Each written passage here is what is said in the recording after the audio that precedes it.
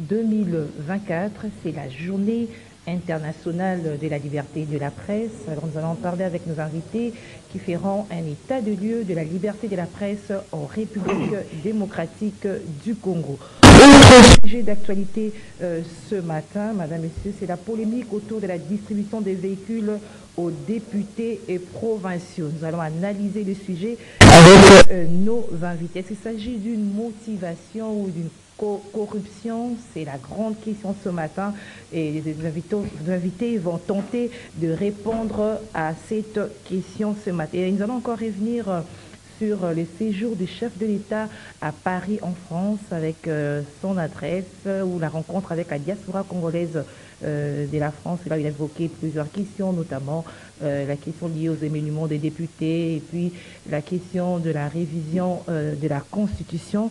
Et puis le chef d'État était aussi face aux journalistes du Figaro où il a dit qu'une guerre est possible avec le Rwanda. Ces questions ou ces propos du chef d'État seront analysés par nos invités qui sont deux ce matin. Il y a Pompon Joly qui est face à Christian Moleka. Pompon Joly, bonjour, bienvenue. Bonjour madame, bonjour à Christian. Ça devient maintenant aujourd'hui comme une habitude, hein? C'est la troisième fois je pense avec Christian. Avec Christian. Comme a dit le coach, je peux dire non, mais c'est aussi un coach pour moi, c'est un ami, oui, c'est un cordon, oui, mais dans la société, il y a toujours la stratification, il faut les reconnaître, n'est-ce pas? Et Christian, je le reconnais avec les qualités d'analyse. Je dis merci pour l'invitation et je salue nos téléspectateurs. Ok, merci. Christian Moleka, bonjour, bienvenue. Bonjour, merci pour l'invitation. Je salue également Popo qui est l'une des figures de la science politique au Congo parce qu'il fait partie de notre réseau de la DIPOL. Il fait un travail de qualité au sein du Parlement avec sa structure de contrôle citoyen de l'action parlementaire, ce qui est un travail assez innovant et assez exigeant. Je salue également notre débat. Effectivement, je suis coordonnateur de la DIPOL, mais ici on parle de science et la science n'a pas de fonction. Donc c'est un frère d'armes que je respecte beaucoup. J'espère qu'on aura un débat de qualité. Alors, nous sommes là face à deux politologues. Effectivement. C'est ça. Alors Christian Moleka, je reste avec vous. Le 3 mai, c'est la liberté et c'est la journée internationale de la liberté de la presse. État des lieux de la liberté de la presse en RDC. Je peux dire que si on prend d'où l'on vient, on peut dire qu'on a avancé.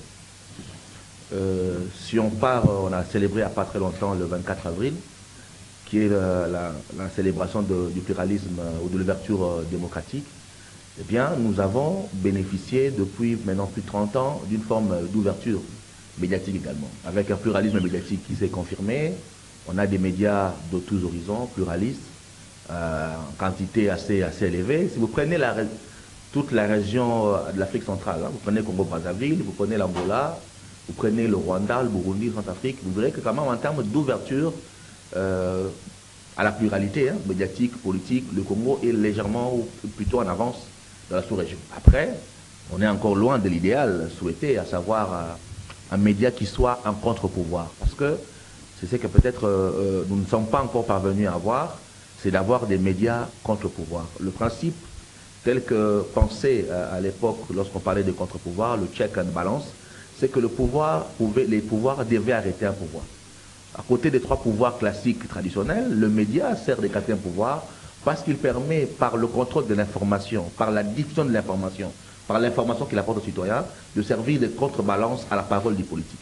Et ça, c'est vraiment un défi aujourd'hui d'avoir des médias contre-pouvoir capables de contester la parole du politique, de permettre à l'opinion d'avoir une information de qualité pour contrebalancer la parole du politique qui domine dans la société. Il n'y a pas de médias pareils? Très peu en tout cas, très peu capables de... Il y a pas de médias opposants, ça veut dire. Très peu. Mais pourquoi? Mais parce que si vous regardez le modèle économique de nos médias, beaucoup de nos médias sont nés autour des acteurs politiques. Et essentiellement servent à accompagner les ambitions des acteurs politiques. C'est passé depuis Sansetti jusqu'à aujourd'hui. Et donc ce modèle économique fait que vous avez des médias alignés. Et très peu de médias portés par des hommes indépendants qui ne peuvent pas s'aligner derrière un camp politique. Conséquence, on a des grandes difficultés d'avoir des médias qui peuvent se distendre un peu de la parole du politique, surtout lorsque ça vient de l'autorité morale. Et donc ça, c'est vraiment un vrai défi. C'est lié au modèle économique, au modèle Mais de il y a financement. toujours eu des tendances, Mais même il y a- dessous d'autres cieux, pays J'entends développés, il y a des médias de gauche, médias de Oui, droite. mais lorsqu'on dit ouais. gauche, c'est pas forcément en termes d'autorité morale, c'est en termes de courant de pensée. C'est-à-dire, on sait que lorsqu'on lit Libération, on est à gauche, on lit Marianne, lorsqu'on lit Le Point, l'Express, on sait lire les courants politiques. Les médias représentent des courants politiques, mais pas forcément des partis politiques.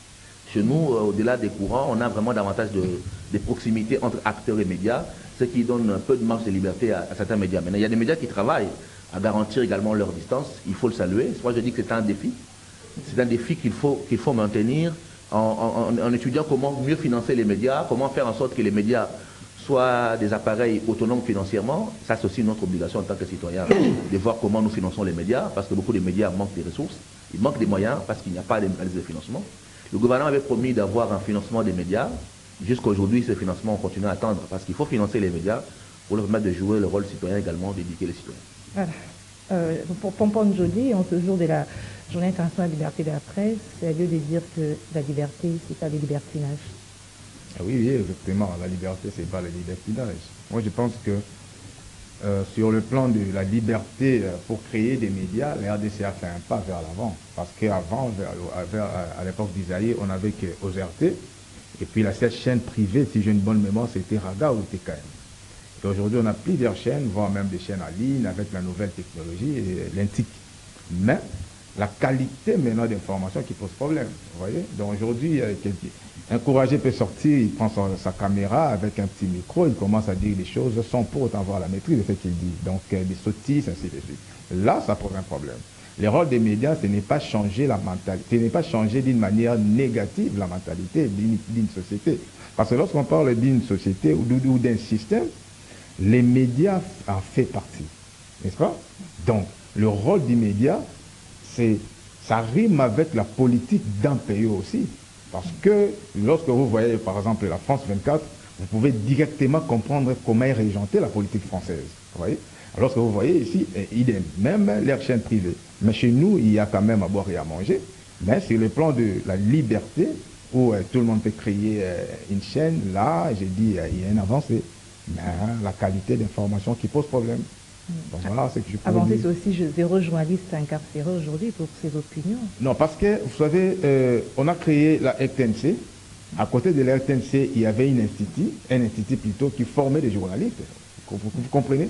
Aujourd'hui, presque 80% des journalistes qui font ce travail-là font des 3 mois d'un exercice pour devenir des journalistes demain. Et puis après, il se dit, je suis un journaliste d'investigation.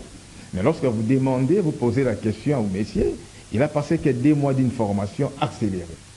Et la déontologie journalistique pose un problème. Vous voyez?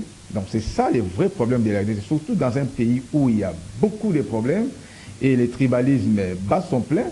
Lorsque vous avez des journalistes qui ne savent pas vraiment intérioriser ou avoir, comment dirais-je, la déontologie journalistique, ça va créer des frustrations, ça pourrait créer même des guerres. Parce que les génocides rwandais, vous savez que c'était un média qui a poussé ces génocides-là, même à Kisangani. Il y avait Ralik, la Radio Liberté à Kisangani, la guerre de 6 jours entre les Rwanda et l'Ouganda, qui a alimenté cette guerre-là, c'était un média. Vous voyez?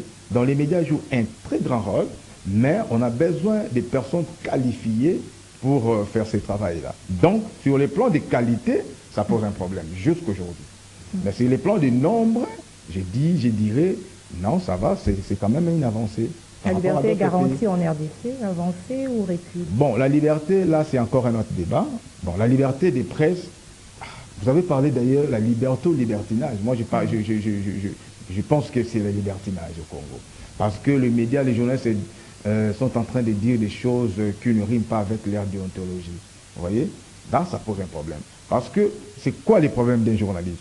Il prend une information, il doit traiter avant de diffuser ça. Mais est-ce que nos journalistes d'aujourd'hui traitent une information avant de diffuser?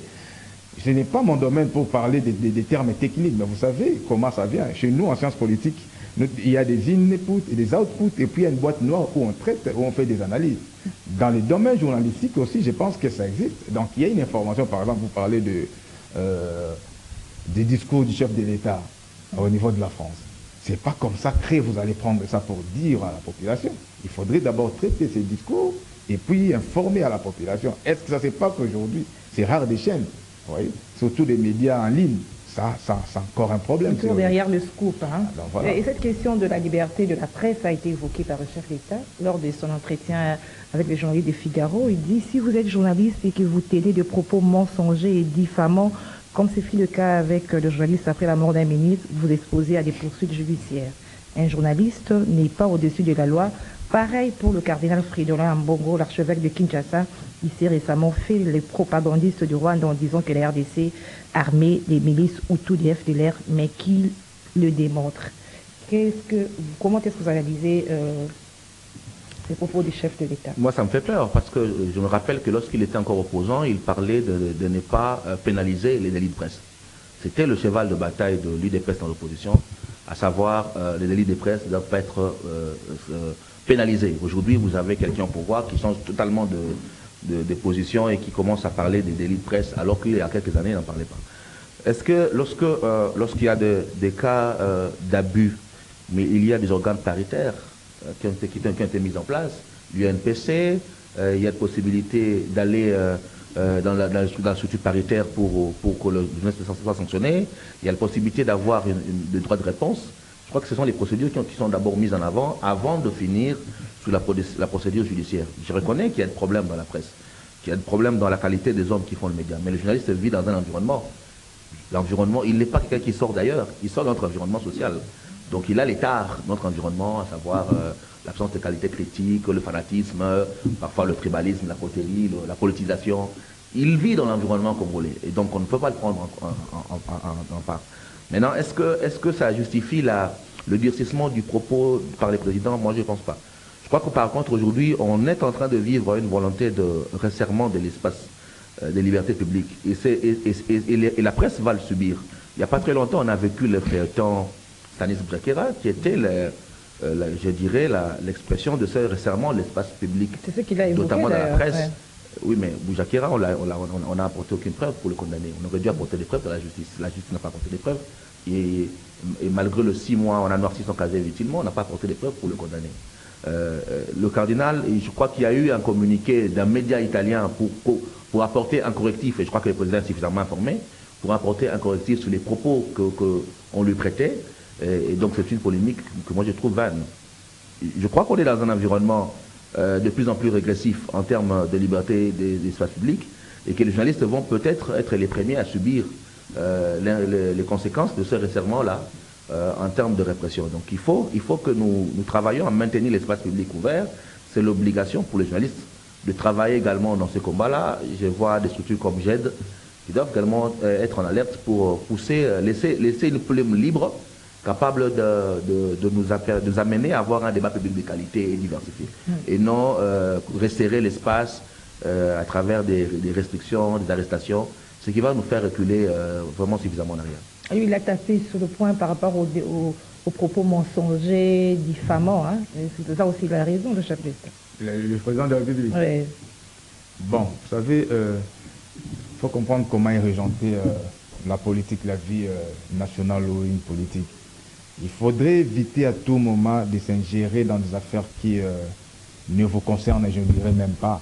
Parce que, vous savez, l'État, il y a un principe où nous disons le principe de séparation des pouvoirs, où le pouvoir arrête les pouvoirs. Le président de la République, c'est vrai qu'à part entière, c'est une institution, mais cette institution ne peut pas s'ingérer dans les affaires où ça ne concernait même pas le président. Le président est là, il a défini avec ses 6 piliers et pour pousser d'autres structures à bien avancer, pour faire développer les pays. Mais à tout moment, lorsque il y a des faux bruits, comme on dit toujours, des faux bruits, et lui, il vient pour faire des déclarations, ça ne donne pas une bonne impression, ce n'est pas intéressant. Le cardinal Ambongo peut dire, il n'est pas le premier. Vous savez ce que Malola a fait à Mobutu? Vous voyez là où se trouve aujourd'hui le Conseil national de la jeunesse. C'était une maison officielle des cardinaux. C'est Mobutu qui a confisqué ça à cause du comportement de Malola. Vous savez, les prélats, les vieux qui est parti il n'y a pas longtemps, Mosengo, il a même qualifié des politiques comme des médiocres. Et à cette époque, l'opposition qui est aujourd'hui au pouvoir a soutenu ses propos. Donc, c'est-à-dire que il y a beaucoup de choses à faire au Congo. Il faudrait éviter des guerres là, des échanges, des squelettes, des mots entre l'Église et tout. L'Église ne change pas depuis la nuit des temps. Il faut lire des ouvrages de différents textes. Il faut voir même le roi Constantin, lorsqu'il a dit, on a persécuté cette église, moi je pense que c'est vraiment une église dédiée, on doit leur laisser œuvrer dans la tranquillité. C'était une guerre farouche, n'est-ce pas?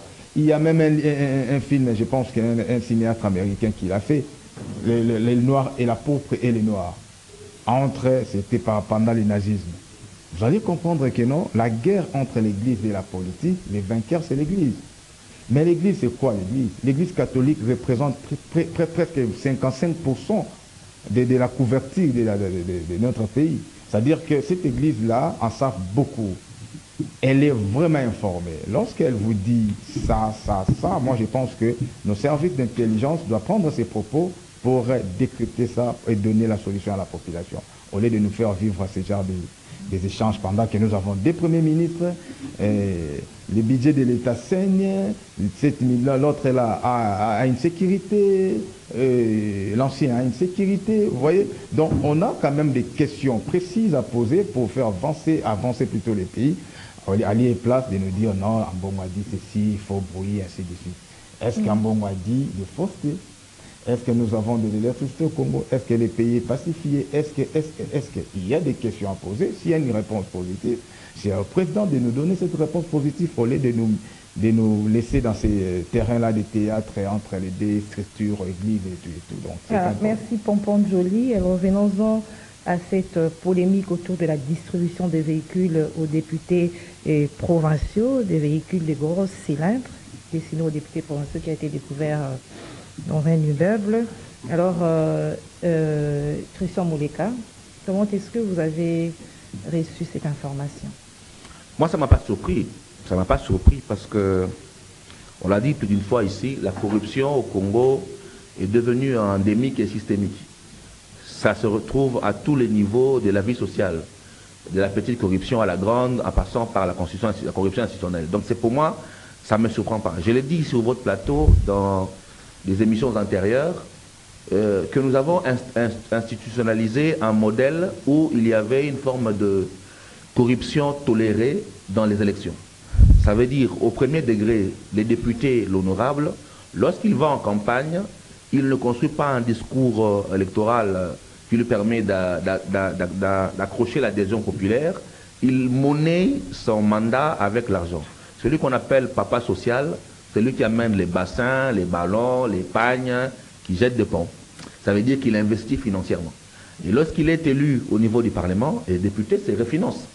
Ils se refinancent par le scrutin direct, sénateur et gouverneur, pour récupérer les dépenses qu'il a fait au niveau de la population.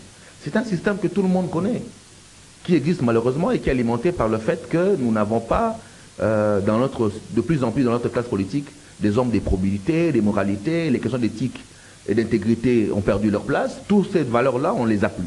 Donc quand vous avez des hommes qui ne sont pas porteurs des valeurs d'éthique et de probité, qui considèrent qu'il faut se refinancer d'un scrutin direct, et que vous avez en même temps une classe politique qui entretient la corruption, parce qu'on va vers les députés, pas avec un programme de gouvernance, mais on va avec des jeeps et de l'argent, il faut comprendre que ce système-là existe. Tout le bruit qu'on a fait, le système existe, et il fonctionne à merveille pour gagner les voix, à la fois pour être sénateur ou pour être gouverneur. Donc pour moi, ce n'est pas un constat nouveau, ce sont les plaies qui existent chez nous, mais comment on le règle, c'est le plus important.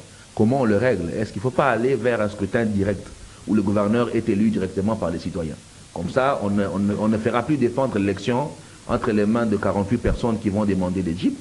Alors peut-être que le gouverneur aura suffisamment d'argent pour donner des jeeps à tous les Quinois. On peut faire des scrutins directs, ça enlèverait ce lien-là du gouverneur direct avec la population. Avec la population. Mais la population, si on emmène des cadeaux, mais justement, au moins, on n'aura pas cet enfermement des 44 personnes qui tiennent le destin de toute une ville. On aura 12 millions ou 4 millions de Quinois qui devront se prononcer. Et donc, s'il faudra aller avoir le soutien, il faudra avoir le soutien de 4 millions de Quinois. Il ne faudra pas se limiter à avoir le soutien des 40 personnes qu'on peut enfermer dans un hôtel, à qui on remet des clés et puis ils viennent voter. Donc le problème, c'est celui-là. C'est un problème de culture politique ou d'inculture politique. C'est un problème d'éthique et d'intégrité des comités et des acteurs politiques. C'est un problème d'éducation électorale et de citoyenneté. peut-être un problème aussi des modes de scrutin qu'il faut voir en profondeur. Et puis c'est peut-être aussi la polémique soulevée par la communication du secrétaire général de l'UDPS qui a encore enflammé la toile totale. Il a reconnu la paternité de ces véhicules en disant que c'était une motivation et pas une corruption. Moi, j'ai comme l'impression que le secrétaire général de l'UDPS, à chaque fois qu'il prend la parole, il y a toujours de la maladresse dans sa communication. Et ça pose beaucoup de questions en termes de stratégie de communication. Nous, on a fait sciences politiques. En sciences politiques, on nous dit toujours qu'il n'y a pas de discours non structurés. Un politique, lorsqu'il veut parler, il construit son discours. Il écrit. Le discours, il est écrit. Il est écrit, il est pensé par des stratèges. On mesure les mots, parce que les mots ont une charge. Les mots ont une charge émotive, les mots ont une valeur. Lorsque je dis handicapé, lorsque je dis personne à mobilité réduite, je dis la même chose, mais avec des valeurs différentes en termes d'émotion. J'atténue. Donc le choix des mots, le choix des lieux, des contextes, ça s'étudie. Donc les politiciens ne s'improvisent pas. Ils se préparent. Et donc lorsqu'on veut communiquer en public, un acteur politique, il ne fait pas un discours non structuré. Même si on te donne des jets, c'est-à-dire des grandes lignes qu'il faut habiller, mais ces jets-là ont été pensés. Oui. Ce sont des jalons qui ont été pensés que tu structures dans la phrase.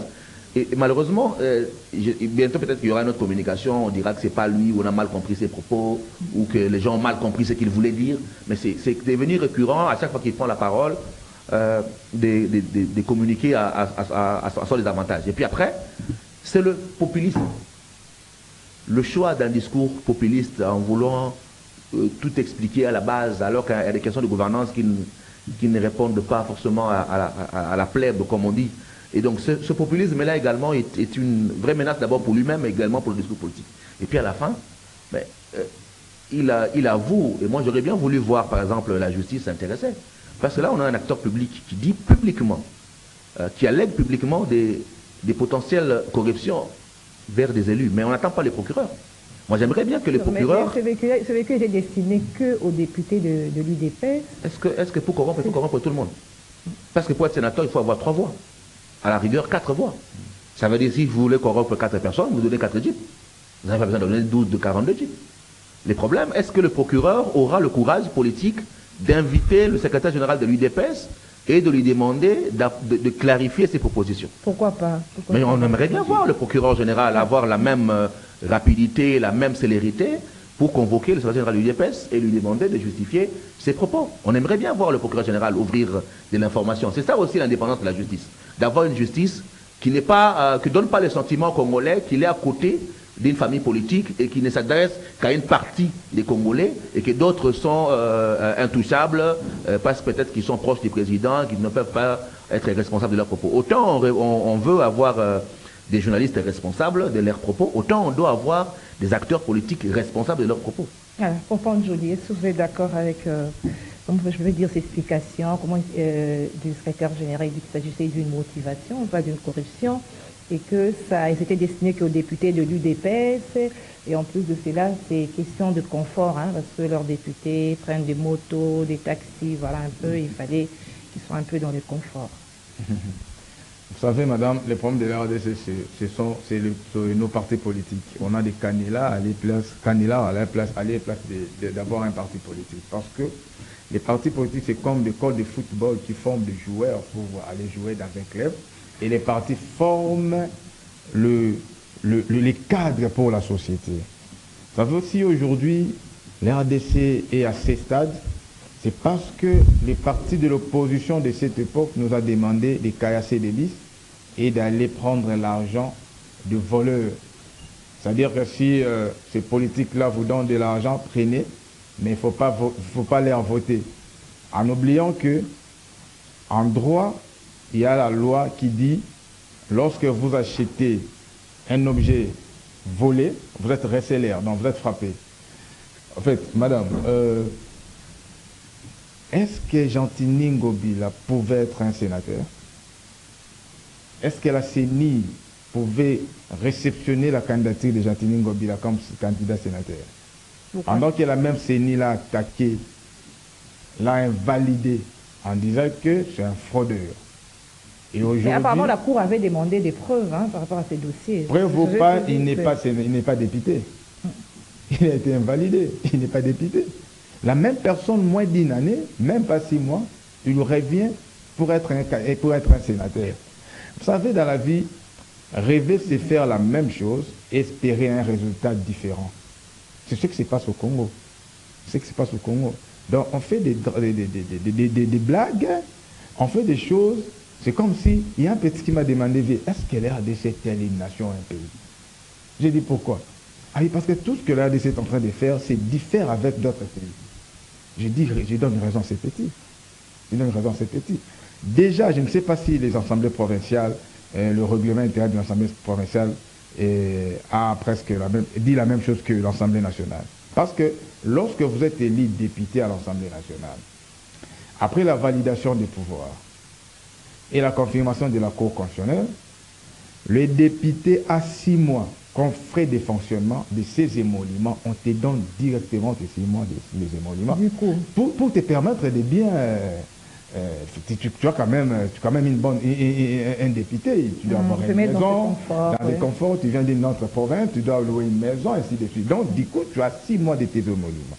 Donc, ce n'est pas une raison à un secrétaire général d'un parti de dire que non, on a doté aux députés provinciaux de Jeep, parce que les députés doivent quand même avoir des conforts au lieu de se promener avec des motos. Ça, ce sont des faux fouillards. Il y a une organisation interne, ça du parti. Les députés ont un mandat impératif. Dès lors que vous êtes élu, donc les députés se dédouanent avec les partis politiques. C'est vrai, on sait, au fond, il a quand même un parti politique. Mais sur les plans de gestion, il fait partie d'une nation.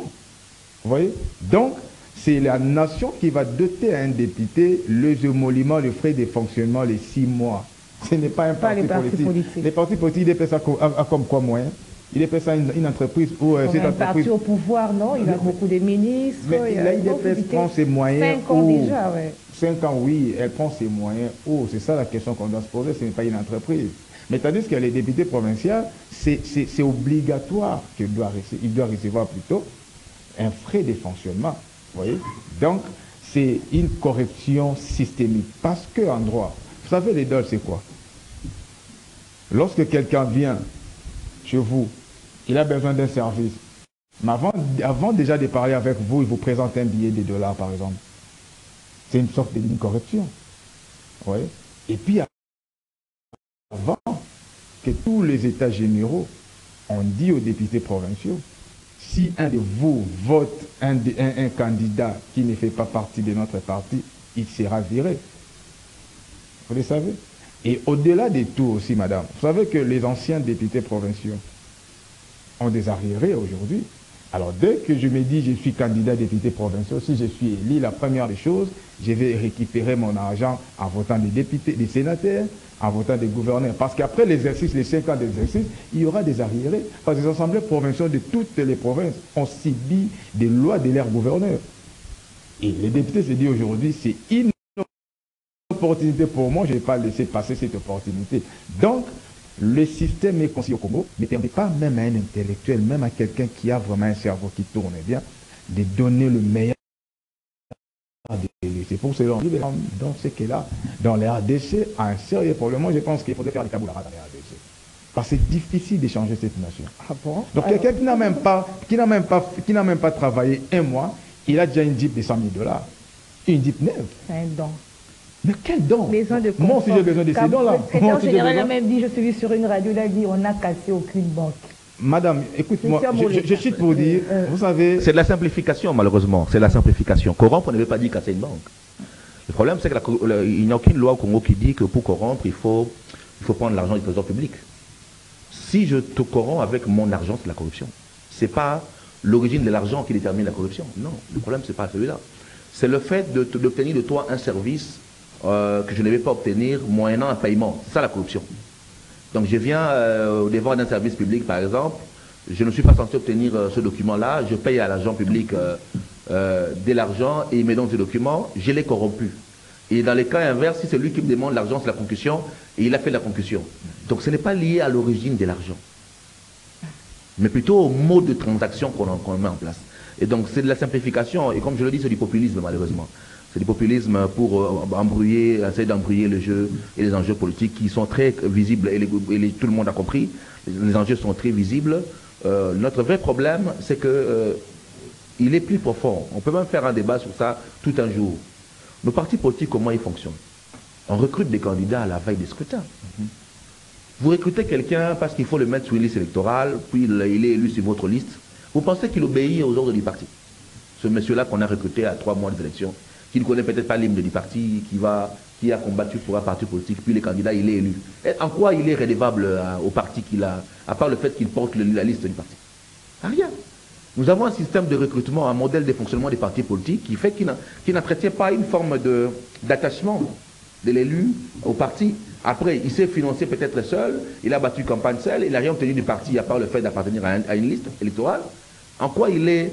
Quel est l'attachement? Qu'est-ce qu'il a lié au parti politique? C'est quoi? L'idéologie, la vision, l'enracinement patriotique, c'est quoi? Militant? Qu'est-ce qu'il engage? Rien. Et un monsieur comme ça, lorsqu'il est au Parlement, il joue sa propre carte. Sa propre carte, c'est quoi?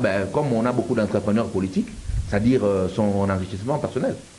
Et ça, la carte, donc lorsqu'il est au Parlement, parfois, il devient électron libre, on ne le contrôle plus, il joue sa propre carte au Parlement, il se positionne comme il veut. C'est ça. C'est notre système partisan, le fonctionnement parti qui pose problème. Après, il y a certains partis qui prétendent avoir des militants, ils sont à compter au bout du doigt, qui ont évolué longtemps, et qui connaissent la vision du parti et qui peuvent à l'intérieur faire preuve de plus d'engagement que d'autres. Mais fondamentalement, c'est notre système partisan qu'il faut remettre en question. Et je l'ai dit, c'est notre inculture politique. C'est-à-dire l'absence également d'éthique et de probité. Notre vrai problème, c'est que lorsqu'on n'a pas des hommes intègres, lorsqu'on n'a pas des hommes de moralité, il ne faut pas attendre de ces hommes-là de lutter contre la corruption. Le problème, c'est celui-là, c'est que nous sommes en train de vivre dans une société dans décadence morale. Et la décadence morale au Congo a atteint des proportions impensables. Aujourd'hui, on parle corruption, mais au niveau de l'Assemblée, mais il n'y a qu'à regarder, ça ne passe pas une semaine sans qu'on parle de détournement des millions. Ça fait partie des éléments qui prouvent que nous sommes en décadence morale à un stade qu'on ne peut plus expliquer.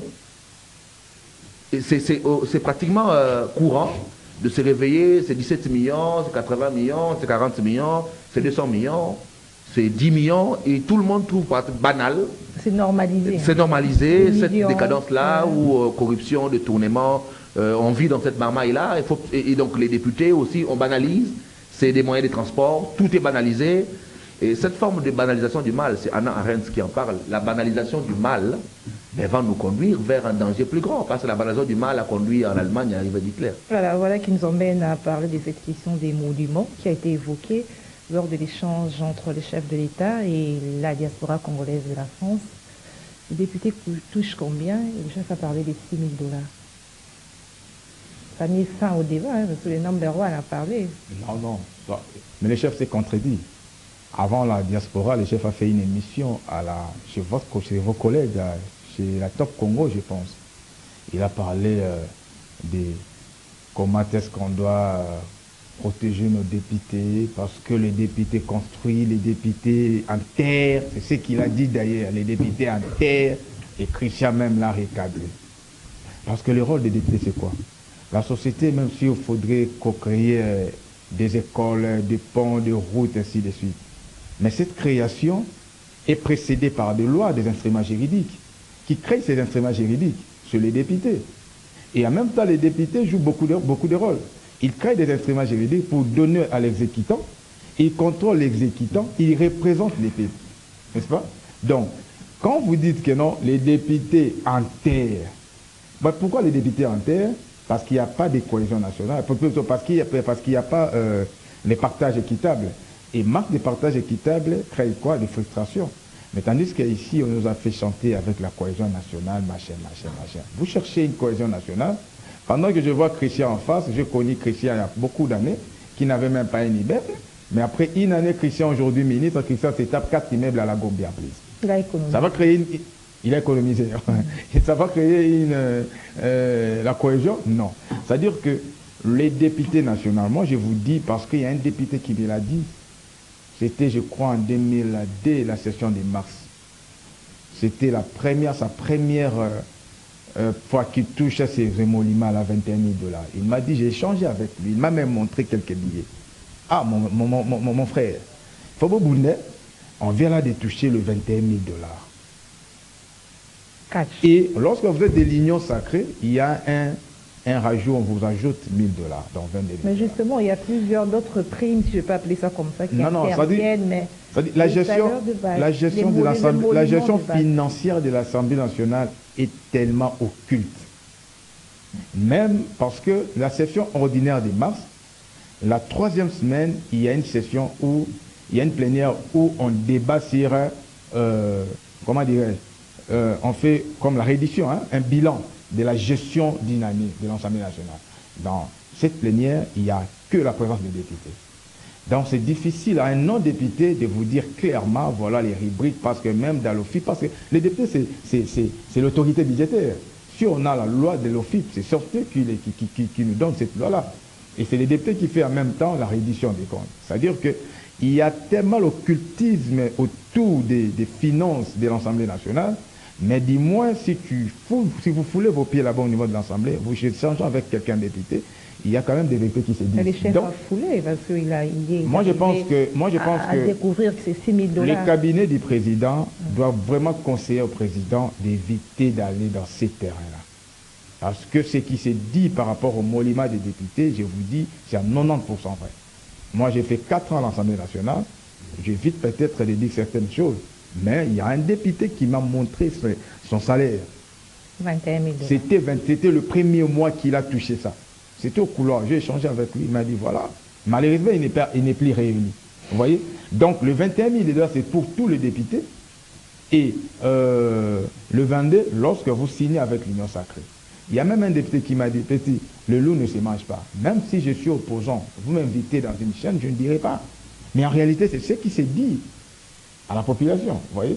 Donc, il faudrait un partage vraiment équitable de nos richesses, parce que ce partage équitable, ça doit créer une cohésion nationale. Parce que le pays, vous savez, en sciences politiques, on nous a dit, l'action du gouvernement rime avec de belles paroles de sa population. Lorsqu'il y a une adéquation, même si vous avez une volonté, rien ne va se faire. Alors, qui dit mieux? Christian Moleka? On a suivi même Christophe Mbosso qui disait lors de la campagne pour le bureau définitif, je vous ai trouvé avec 4 000 $ et maintenant vous touchez comme ça. Il y a des interventions. Godé Poye notamment a parlé de 5 000. Il y a le professeur Njoli a parlé de 5 300. Qui dit mieux? Il y avait omerta. En fait, il y a une forme de consensus de tout le monde de ne pas en parler. Parce que on sait que si on commence à donner des vrais chiffres, ça va créer une forme de tollé de l'opinion publique. Parce que c'est indécent. C'est indécent dans un pays où vous avez des militaires qui touchent moins que rien, des enseignants qui touchent moins que rien, et qu'on ait des députés qui touchent 10 fois, 50 fois plus. C'est indécent. Et tout le monde a conscience que c'est indécent. Voilà pourquoi on a fait un tabou. Pour justement endormir un peu l'opinion. Bon, si on commence à en parler, ça va faire mal. Le président avait fait une erreur de communication en parlant sur Top Congo. Je crois que maintenant, ses équipes lui ont dit de ne plus y revenir. C'est pour ça qu'il rétropédale et qu'il commence à parler de 6 000. Parce qu'il d'ailleurs, il était dans la diaspora, qui est assez chauffé sur la question de réduction de la vie des institutions publiques. Et donc, dans le contexte dans lequel il était, ce rétropédalage s'explique en termes de communication politique. Mais le vrai problème, c'est qu'il y a un tabou qui s'est mis en place pour qu'on n'en parle pas, parce que même dans leur propre conscience, ils savent que c'est indécent. Oui. C'est indécent d'avoir un député qui touche 21 000 quand on a un enseignant ou un médecin qui touche largement moins que ça. Largement moins que ça. Et donc ça pose fondamentalement le problème de la justice sociale. On est dans un pays où l'injustice sociale a atteint des proportions inimaginables. Les écarts sont trop grands. On ne peut pas construire la cohésion, la solidarité avec des écarts aussi grands. Si on veut avoir un minimum de justice sociale, il faut réduire la part d'institutions. Et je crois que ce rétropédalage vise à calmer un peu la tension qu'il y a eu autour de ces questions. C'était pour calmer. C'est calmer, justement calmer. La salle vraiment, calmer. Tout le monde était tendu. Hein. Oui, calmer. On a même entendu scander même des chants. Oui. Voilà. C'est une question qui fâche, et les politiques l'ont compris, que c'est une question qui fâche. C'est une naissance qui franche, et donc maintenant, de plus en plus, ils vont adopter des lignes de communication qui ne vont pas énerver. Voilà, c'est tout. Voilà, et la diaspora congolaise de la France a créé aussi le changement de la Constitution. Et le chef a dit, ne faites pas de moi un dictateur. Comprendre joli. Mais madame, la Constitution, c'est une œuvre humaine. Et la société évolutive de la même manière que l'homme évolue. La Constitution ne peut pas rester pendant 10, 20, 30 ans, vous avez la même Constitution. Vous savez, par exemple, aujourd'hui, au niveau de l'Assemblée nationale, chaque nouvelle législature, il y a une session extraordinaire inaugurale, où on traite 3 matières. Et la définition d'une session extraordinaire, il n'y a que est délimitée à 1 mois. Mais à la différence de la session inaugurale, extraordinaire. Alors, la 5e législature, parce que ces règlements n'ont pas changé, la 4e législature, la 5e législature, avec ces manœuvres, doit-on laisser ça, continuer avec ça, parce que ça freine le développement du pays, n'est-ce pas? On doit laisser ça comme ça. C'est ça, ce sont des questions qu'on se pose. Vous savez, un serpent, lorsqu'il ne change pas de peau, il est voué à la mort. Même, il y a un oiseau qui renaît de ses cendres, n'est-ce pas? Phénix. C'est ça la société. La plus vieille constitution du monde, c'est celle des États-Unis, je crois, à Philadelphie, si j'ai une bonne mémoire. 10 ans après a subi une modification. Bill of Rights, je pense. 10 amendements. Donc, c'est tout à fait normal. Et lorsque vous voyez la nôtre, pose un sérieux problème. Vous savez qu'aujourd'hui, nous sommes à 6 ou 7e mois que les pays ne fonctionnent plus. La semaine passée, j'étais à l'hôtel du gouvernement. C'est un désert. Allez dans nos institutions aujourd'hui, rien ne fonctionne. Parce que... Et c'est la Constitution qui empêche tout ça. Mais bien sûr que oui, parce que lorsque vous élisez les présidents, avant que les présidents puissent nommer les premiers ministres, il doit s'assurer que la majorité parlementaire, il doit plutôt pêcher dans la majorité, au sein de la majorité parlementaire. Alors si cette majorité n'est pas dégagée, le président nomme un informateur qui a une mission de 2 mois. Et connaissant nos politiques, aucun politique acceptera de faire un travail d'1 mois parce que derrière le travail, il y a l'argent. Voilà la réalité de la Constitution. Donc c'est la Constitution qui empêche la mise en place du gouvernement. Mais bien sûr que oui, parce qu'on doit nommer les premiers ministres au sein de la majorité parlementaire. Or, le président prêtait le serment le 20 janvier. Alors, cette majorité-là n'existait plus. Parce que la nouvelle Assemblée nationale a commencé au mois de février, le 29 février. Et ce n'était pas une Assemblée nationale légale. Parce que les députés aient confirmé, si elle est validée au niveau de l'Assemblée nationale, la validation des pouvoirs. C'était, je crois, au mois de mars que cette Assemblée a été... c'était une Assemblée normale. Mais, aussi, si le Premier ministre est nommé, il doit définir ensemble avec le chef de l'État les programmes du gouvernement. Il finit de définir les programmes du gouvernement, il constitue le gouvernement, il vient avec ça devant les députés, dans le peuple. Parce que l'Assemblée nationale a 3 missions. Voter les lois, contrôler les lois et représenter la population, malgré qui est la nôtre, elle ne représente pas la population, parce que la population congolaise, elle est trop jeune. Cette Assemblée est trop vieille. Maintenant, les ministres viennent avec les programmes pour présenter à la face de la population. Et au finish, les députés, il y a un exercice qu'on dit la motion d'approbation. Et cette assemblée-là, c'est quelle assemblée? C'est le bureau effectif. Voter. Mais voilà, on n'a pas une assemblée nationale, plutôt, on n'a pas un bureau définitif. Vous voyez? Le ministre est là. Elle a fini avec son travail, cette dame, mais le bureau freine. Donc, avec ce dysfonctionnement, doit-on rester brabaillant pour dire que non, laissons la Constitution, on ne peut pas bouger ça? Donc mais on doit changer la Constitution. On doit changer, mais il faudrait faire une bonne étude parce qu'il y a des contextes de pesanteurs politiques. Parce que si vous lisez la Constitution, on ne peut pas bouger la Constitution si pendant l'état de siège, il y a quand même certaines parties de notre pays qui sont occupées. Donc, il faudrait quand même faire une bonne étude. C'est maintenant à Kinshasa de pacifier la RDC pour permettre cette révision. Moi, je suis pour cette révision à 100%. Voilà, Pompon Joli, Christian Molekay, si vous êtes d'accord avec lui, et si c'est vrai ce qu'il dit, hein, les chefs doivent être au courant, mais qu'est-ce qui sous-entend ces propos quand il dit « ne faites pas de moi un dictateur » parce qu'il ne veut pas qu'on touche un article qui est peut-être verrouillé. Je ne suis pas d'accord avec Pompon sur ce qu'il dit. Nous n'avons pas de retard de gouvernement parce que la Constitution nous bloque. Je ne suis pas d'accord avec ça. Je rappelle quand même que c'est nous qui avons fait le choix, et pas la Constitution, de coupler les élections. alors qu'on peut découpler les élections. Il y a en 2011, en 2011, oui, lorsque l'époque Ngoïmoulou nous a proposé les calendriers, il a proposé deux possibilités de calendrier couplé et un calendrier découplé. Je crois que vous vous en rappelez. Et qu'on peut découpler l'élection présidentielle de l'élection législative. C'est nous-mêmes qui avons fait le choix politique d'avoir une élection couplée, et ça, ce n'est pas lié à la Constitution. Deuxièmement, ce n'est pas la Constitution qui nous a demandé de nommer un informateur qui travaille plus d'un mois et un informateur qui a plus de 29 jours. C'est nous-mêmes. Notre sens de l'urgence et de la célérité dans les affaires publiques, ce n'est pas la Constitution qui nous a demandé d'avoir une primaire au sein de l'Union sacrée. C'est la gestion des ambitions. Nous perdons en temps parce que nous gérons mal les ambitions, parce que nous n'avons pas l'essence de l'urgence, parce que nous faisons les choses comme si les pays fonctionnent normalement.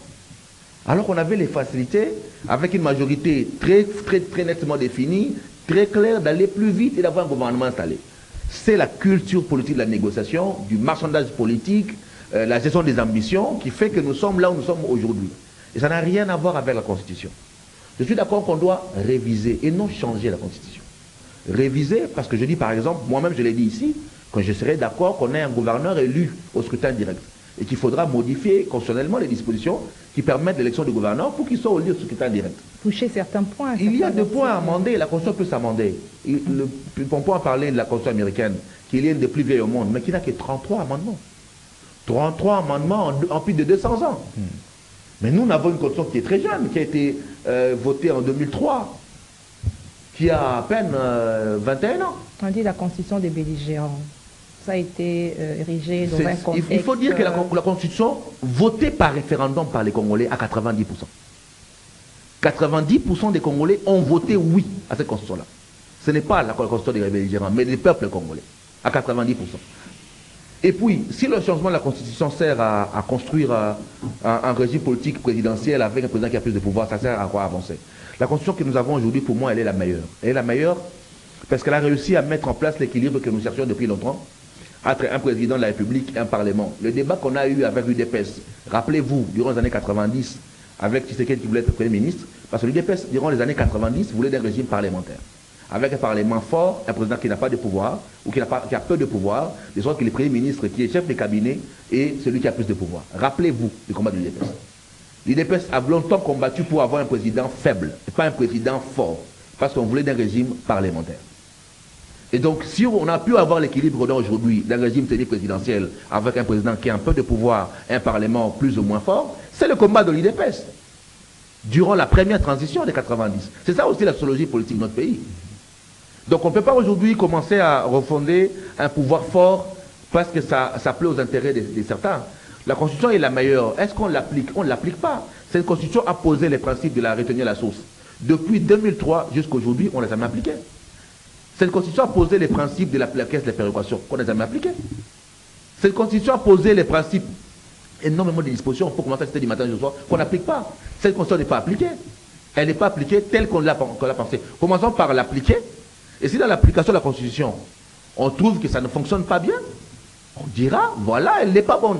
Mais déjà qu'on ne l'applique pas, ou qu'on l'applique mal, qu'on dise qu'elle n'est pas bonne, moi je ne suis pas d'accord, c'est à des fins politiques malheureusement. Et s'il nous faut travailler à l'amendement, travaillons à l'amendement des dispositions qui nous permettent de mieux équilibrer les pouvoirs, de mieux partager le pouvoir à l'intérieur, mais gardons cette Constitution encore pour quelques temps, parce que pour moi, elle est l'une des meilleures que les pays ont obtenues. Voilà, c'est la fin de Kiosque. Comprendre Joly, merci à vous. Merci à Christian Moleka. Merci à vous, fidèles téléspectateurs et auditeurs du magazine Kiosque. Je dis un grand merci à l'équipe technique. Là, je vois Marité Godot, Moro Nzambe, José Andia, Fiston Atunga, Urbain Kanyama et Alain Kabongo. Merci au coach Doudou Montiri. Madame, Messieurs, je vous retrouve lundi avec le même plaisir. Bon début de week-end à vous tous. Au revoir.